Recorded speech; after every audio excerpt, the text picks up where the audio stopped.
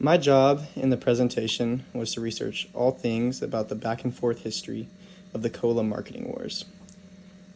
Throughout this reflection, I'm going to share two different things that I found interesting after researching both Coke and Pepsi.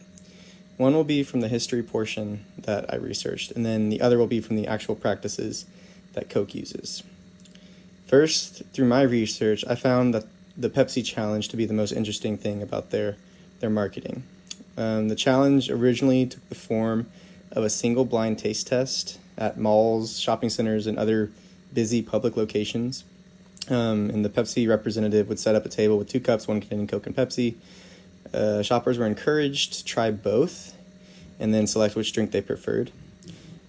Then they would reveal the bottles, get it on camera, and it kind of pushed the agenda that more Americans liked liked Pepsi.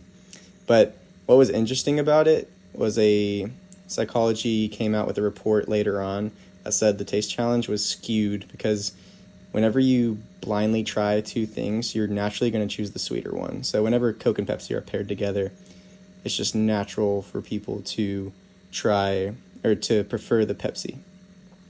And through all these marketing schemes, I learned a lot about Coke and Pepsi's kind of drive for why they market, which was interesting to me.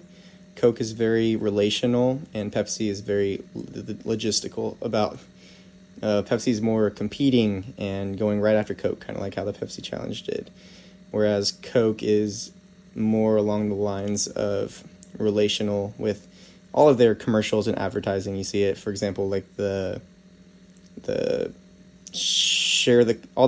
modern day Share a Cokes videos. Those are all relational.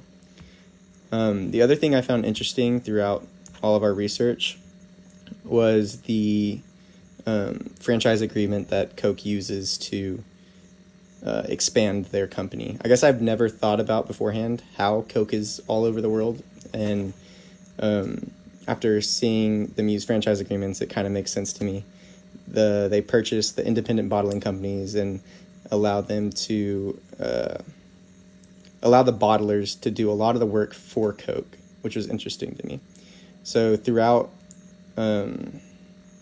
these agreements, Coke pretty much allows them to use the formula and bottle it, but in return, Coke kind of gets to have their hands off on the company or on the bottlers, and the bottlers are in charge of marketing and local relations in the area. And I feel like that's just the best way to go about it for these big soda companies, because you're not going to be able to be everywhere at once and cater to everybody's needs.